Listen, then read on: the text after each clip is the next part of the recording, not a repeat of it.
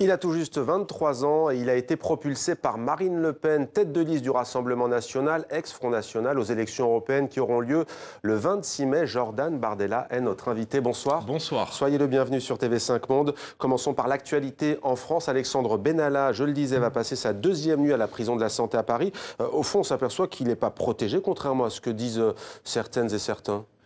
On s'aperçoit surtout que tous les proches d'Emmanuel Macron sont soit en prison s'agissant de M. Kras et de M. Benalla, soit quittent le navire. En tout cas, l'affaire Benalla a provoqué, je crois, une rupture du quinquennat d'Emmanuel Macron, parce qu'on s'aperçoit que ses plus proches collaborateurs se livrent à des pratiques particulièrement douteuses.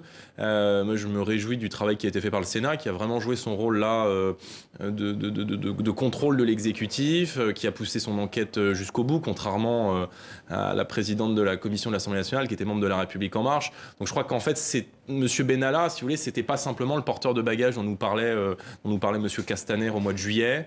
Il y a énormément de faits troubles, des contrats de millions d'euros qui sont couverts, l'Élysée qui serait responsable, qui aurait nettoyé l'appartement de Benalla avant les perquisitions. Donc il y a énormément de points troubles et je crois que les Français attendent aujourd'hui des réponses. Je pense que cette affaire les intéresse. Voilà, je pense que cette affaire les intéresse parce qu'encore une fois, elle dit beaucoup de la manière qu'a Emmanuel Macron de gouverner, de présider et la manière et le rapport qu'il a au pouvoir. Donc j'espère que cette enquête ira au bout et que M. Benalla sera condamné s'il est encore une fois responsable de tout ce qui lui est reproché, ce qui évidemment ne fait plus de doute. Alors l'autre actualité en France, c'est l'antisémitisme avec ce rassemblement hier soir, place de la République à Paris. Alors Olivier Faure, secrétaire général du Parti socialiste, avait d'abord dit Marine Le Pen est la bienvenue. Ensuite, visiblement, ça n'a plus été le cas. Vous n'avez pas été à ce rassemblement. À quoi est-ce dû selon vous ? Alors c'est l'inverse. Le Parti socialiste a initié ce que moi j'ai considéré comme, si vous voulez, une opération d'instrumentalisation de cette question de l'antisémitisme, parce qu'encore une fois, je veux dire que le PS essaie de se relancer aujourd'hui. Je trouve que c'est un petit peu dramatique sur ce genre de sujet. Cette manifestation, elle était organisée par l'ensemble des partis qui ont échoué dans notre pays depuis 30 ans, notamment sur la lutte contre l'antisémitisme, et qui ont laissé se développer le fondamentalisme islamiste dans notre pays. Donc, on n'a pas été invité, on ne s'y est pas rendu. Nous, on a rendu un hommage notamment à Ilan Halimi avec Marine Le Pen et l'ensemble de nos députés hier à Bagneux, dans les Hauts-de-Seine.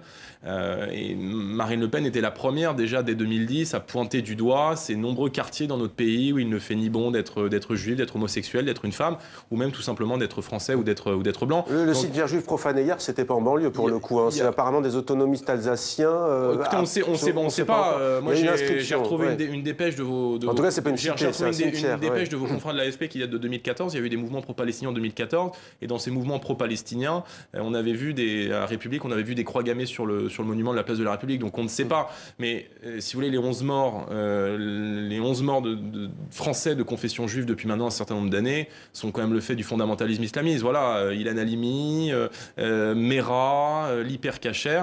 Et encore une fois, la meilleure réponse qu'on peut apporter à la montée de l'antisémitisme, c'est d'avoir la fermeté la plus totale et c'est d'éradiquer une bonne fois pour toutes l'islamisme, voilà, qui pullule dans un certain nombre de nos banlieues, avec, il faut bien dire, la complaisance de nos élus locaux. Et moi, je le vois dans mon département en Seine-Saint-Denis, où de nombreux Français de confession juive, comme de nombreux Français d'autres confessions, d'ailleurs, ont fait le choix de quitter ce département parce qu'ils ne s'y sentent plus en sécurité et qu'ils ne peuvent plus y vivre en paix. Je crois que c'est là le vrai sujet. Jordan Bardella, une dernière question sur l'antisémitisme. On sait qu'il a plusieurs visages. Vous dénoncez celui qui provient du fondamentalisme islamique. Dans l'histoire politique de la France, depuis la fin du 19e siècle, l'antisémitisme s'est presque toujours greffé sur la haine des élites, du système de la République. Des mots que parfois on entend de la bouche de responsables du Front National, au même titre qu'on l'entend dans la bouche d'autres responsables politiques. Ma question, elle est simple. Comment changer la donne, selon vous ? Mais où est-ce que vous voulez en venir sur le... On peut dénoncer les élites, bien entendu, sans faire d'antisémitisme, mais historiquement, il y a toujours eu...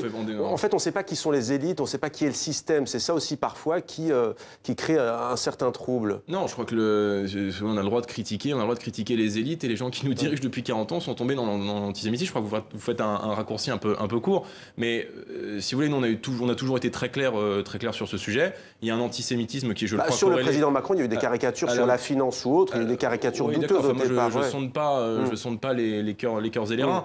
Je crois que nos compatriotes de confession juive, et d'ailleurs l'agression de Finkielkraut l'a bien montré, et le fait d'un laxisme à l'égard du fondamentalisme islamiste. Si vous voulez, mais entendre le Parti socialiste monter au créneau en nous expliquant, en nous parlant de l'histoire d'un certain nombre de partis, etc., c'est quand même amusant de la part d'un parti qui a fait lire M. Mitterrand, qui a quand même reçu des mains de M. Pétain la plus haute distinction du régime de Vichy. Alors des médias et des responsables politiques ont jeté l'opprobre justement sur le mouvement des Gilets jaunes en les accusant d'être tour à tour des facétieux, des séditieux, conspirationnistes, des antisémites plus récemment. Ça vous choque? Oui, ça me choque parce que ouais, j'ai eu l'occasion d'aller participer à ces mouvements des Gilets jaunes les premières semaines, d'aller à la rencontre de ces Français qui ont décidé de mettre un gilet jaune.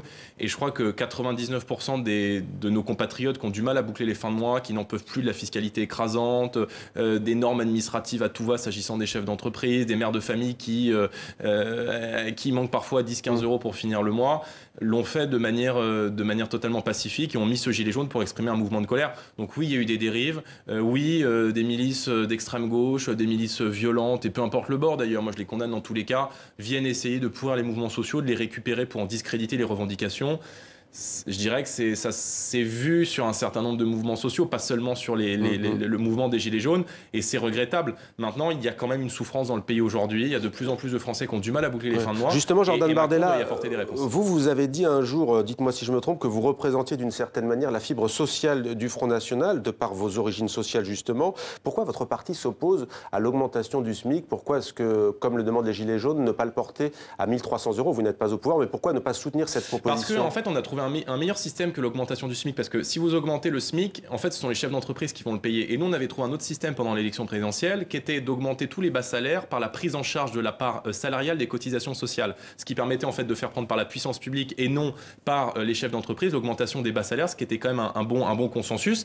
Au-delà de ça, c'est vrai qu'on défend aussi une paix fiscale et une baisse de la fiscalité qui est de plus en plus écrasante. La France est le premier pays en Europe en termes de prélèvements obligatoires. Vous avez vu que les prélèvements obligatoires ont énormément augmenté ces 10 dernières années. Et nous, on propose notamment de baisser de 10% les 3 premières tranches d'impôts, de baisser de 5% les tarifs de l'électricité et du gaz parce que c'est des produits de première nécessité, et en même temps de faire des économies de bon sens. Vous êtes un parti de gauche, en fait? Non, je ne suis pas un parti de gauche, mais... progressiste, là, pour le coup, non? Je pense qu'on défend davantage le progrès que les politiques d'austérité qui sont défendues par Macron. Et je crois que le progrès aujourd'hui, il s'appelle augmentation des bas salaires. Je crois que le progrès aujourd'hui s'appelle localisme, il s'appelle protectionnisme face à la concurrence internationale déloyale qui tue nos industries, qui tue nos emplois, qui tue nos agriculteurs aussi. Voilà, moi, si vous voulez, j'ai pas le sentiment de défendre plus des idées de gauche, des idées de droite. J'ai le sentiment de défendre une révolution du bon sens, parce que je pense que beaucoup de nos compatriotes aujourd'hui attendent du bon sens, le localisme, la paix fiscale, et puis le retour à des frontières nationales, parce qu'aujourd'hui, on ne peut défendre le localisme dans le cadre de frontières nationales. Jordan Bardella, vous dites le localisme, mais vous êtes tête de liste aux élections européennes du 26 mai prochain. Pour certaines et certains, ça paraît paradoxal. Première question, à quoi sert le Parlement européen, où vous allez peut-être siéger si vous êtes élu? Le Parlement européen discute d'un certain nombre de projets. Vous savez qu'aujourd'hui, 80% des lois qui sont votées à l'Assemblée nationale viennent de directives européennes. Et donc, le Parlement européen, par exemple, vote la relocalisation des migrants, c'est-à-dire que vote la répartition des nombreux migrants qui arrivent sur les côtes de l'Union européenne dans les différents pays de l'Union. Ça a été voté par les Républicains, par exemple. Le Parlement européen débat aussi des accords de libre-échange qui sont négociés avec la terre entière et qui mettent, par exemple, nos producteurs en matière de viande en concurrence avec les producteurs canadiens, parce que vous savez qu'on a signé le CETA, qui ont des coûts de production 40% plus faibles, et donc qui créent une concurrence déloyale. Et beaucoup de Français aujourd'hui se demandent à quoi nous sert l'Union européenne. Moi, je suis né après le traité de Maastricht.